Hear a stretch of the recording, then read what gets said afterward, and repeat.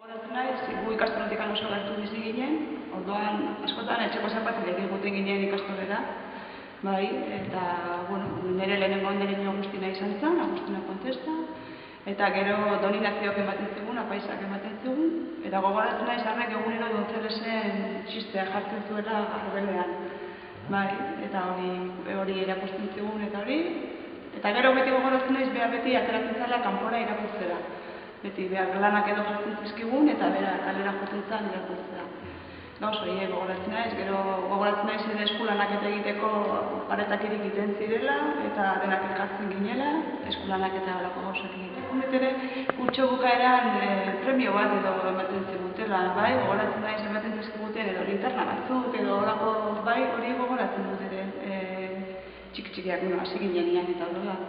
Bai, hori gogoratzen dut. Eta gero, hortikanen, gu bikarionea gu ginen, paisaren etxaspira, hori bili ginen, eta gero beraunen ematen genitun klaseak ere, eta gero ja liseora gora ginen. Bai, liseoa guk estrenatu ginen.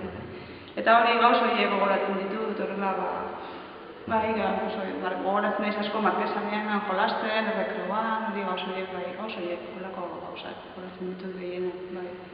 Bai, eta maisuetaz eta irakasletaz eta gogoratzen naiz ia denetaz, nik uste dut. Denen oroipen zerbait badaukat. Bai, eta, bueno, oroipen politeak nik uste dut.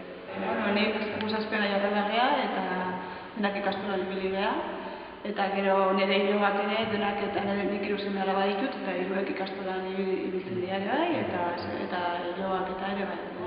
Nik herri eskolaren harremanik ez nuen bat ere, orduan, ez nuen egia esan gehiagin pentsatu, zuzerian arabera binitun, eta iazta. Polita nik gainea bertan bizi naiz, eta bai, polita da ikustea, ondoan ere ikastola. Gainea nik, nire garaien ere ikastola txon duen, bai, polita, bai.